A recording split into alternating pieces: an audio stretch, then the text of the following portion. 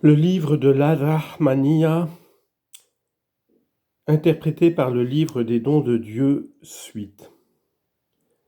L'imam Sha'arani a dit « L'opinion unanime est que la vie mystique sans la loi est vaine et la loi sans la vie mystique est inutile.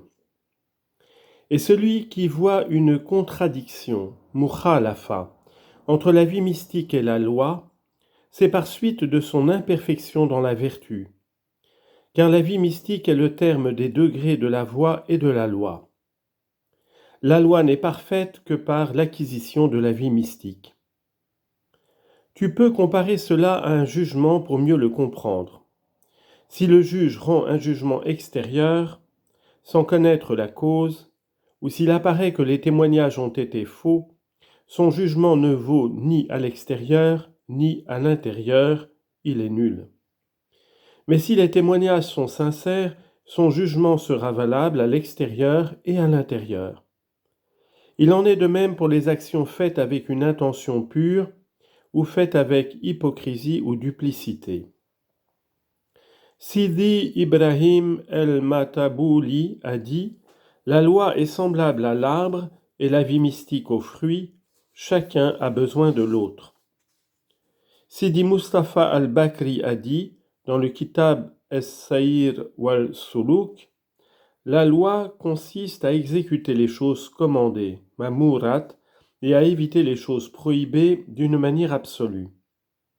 La voie consiste à suivre les actions du prophète et à les imiter.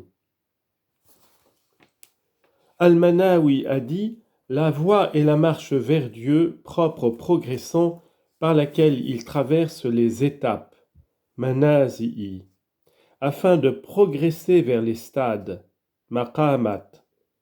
Ce terme désigne aussi les prescriptions de Dieu et ses lois qu'il n'est pas permis d'enfreindre. La vie mystique est le changement de tes qualités avec celles de Dieu.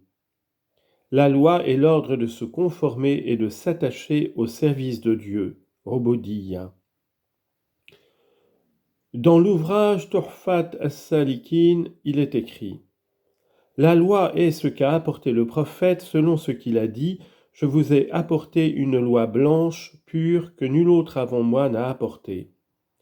Mon frère Moïse, s'il vivait de mon temps, et autres prophètes ne feraient que suivre ma loi. Les gens de cœur l'ont suivi et ont été sauvés. » La voie d'après les desseins de Dieu consiste dans la science et l'action. C'est, dit-on, encore la profession de la piété, taqwa, et de tout ce qui t'approche de Dieu, le maître, en parcourant les étapes et les stades. La vie mystique, c'est l'arrivée au but et la contemplation de la lumière de l'illumination. Nour at-Tajalli. On dit aussi qu'elle est la vision de la lumière que Dieu a déposée dans le cœur, puisque tout ce qui est caché lui est connu et qu'il connaît tout ce qui est caché. Un auteur a comparé la loi à un vaisseau, la voie à la mer et la vie mystique à une mine. Celui qui monte sur un vaisseau vogue sur la mer et ne peut manquer d'arriver aux mines. De même, lorsque l'homme monte sur le vaisseau de la loi, s'il accomplit tous les efforts divers qu'il réclame, et s'il marche, il arrivera à la réalisation de ses désirs ardents, ishq. Et naviguant sur la mer étendue de la voie, il possédera les produits de la vie mystique. Un autre a employé la comparaison de l'amande. La loi, c'est l'écorce, la voie, c'est la pulpe ou le fruit, et la vie mystique, c'est l'huile. Or, on arrive à la pulpe qu'en passant par l'écorce, et on n'obtient l'huile qu'après avoir mis l'amande sur le feu de l'effort, afin de faire apparaître le secret de la contemplation. La loi a des sanctions, hudud, celui qui la transgresse doit subir ses sanctions. La voie a pour règle la sincérité de l'amour, wajd, promis. Celui qui y manque n'arrive pas au but, à la source où il s'abreuve. La vie mystique a un côté intérieur qui apparaît dans le côté extérieur de sa pratique, wujud. Un autre a comparé ces trois choses à un précepte. Ainsi, lorsque quelqu'un rompt le jeûne, il le rend nul, selon la loi. S'il médit du prochain, son jeûne est annulé selon la voie. Et s'il a des pensées sur autre chose que sur Dieu, ce jeûne est nul d'après la vie mystique. Remarque.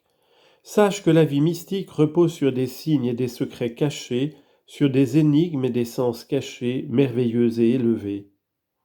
Nul ne les connaît, sauf celui qui a suivi la voie et à qui a été découvert le secret de la vie mystique.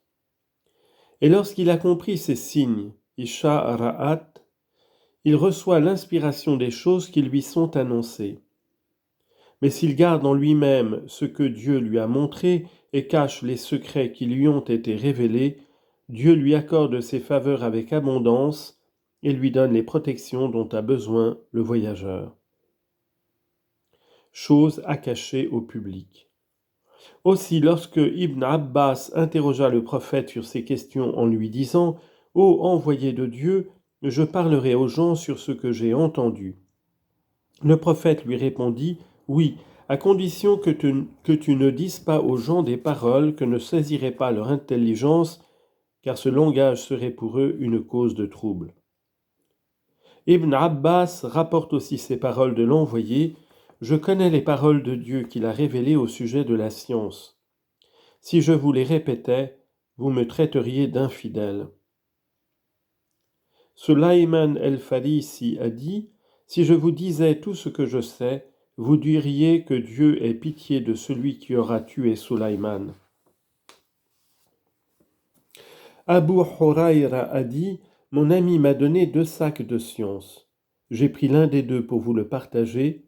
Quant à l'autre, si je vous disais ce qu'il renferme, vous me couperiez le gosier. » On a dit à ce sujet « Mon Dieu, si je divulguais la pierre précieuse de la science, on dirait « Il est l'un des idolâtres, et il serait permis aux musulmans de verser mon sang.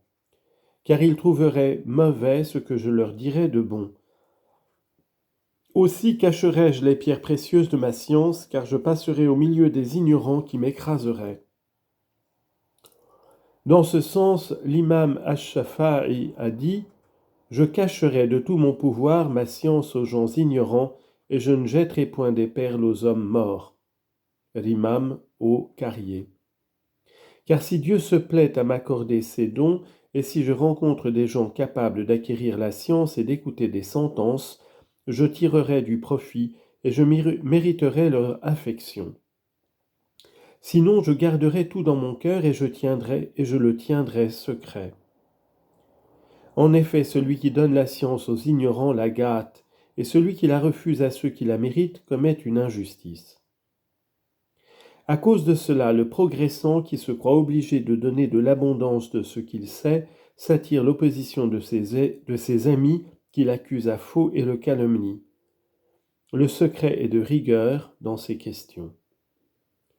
Quand on a dit à ce sujet, devant les ignorants, il faut une grande réserve, car lorsqu'ils voient une chose exposée avec preuve, ils ne la comprennent pas.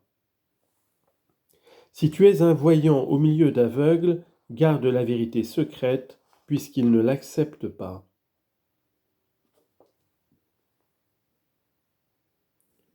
Appendice, Tatima. Au sujet des illuminations divines, le prophète a dit « La loi est ma parole, la voix ce sont mes actions, la vie mystique c'est mon état d'âme. » Je dis, à savoir le glossateur, la loi est le commencement, bidaya, la voie le milieu, la vie mystique le terme. La loi est un effort, ijtihad, la voie est un acheminement, la vie mystique un appui. La loi est une pratique de piété, ibada, la voie une augmentation, ziyada, la vie mystique une domination, siyada. La loi est une démonstration, tabi'in, la voie une vision, tayin, la vie mystique une prise de possession, tamkin. La loi est un tronc, asal, la voie une branche, far, la vie mystique est un fruit, tamr. La loi est un islam, une donation, la voie une foi, la vie mystique un parfait service de Dieu, ihsan. La loi est une obéissance, imtithal, la voie une action, if'al, la vie mystique une confiance, ittikal. Le mot wahbaniya, un don, qui veut dire que ces trois choses sont un bienfait de Dieu et des dons divins qu'il accorde spontanément selon ce qui est décidé dans sa science.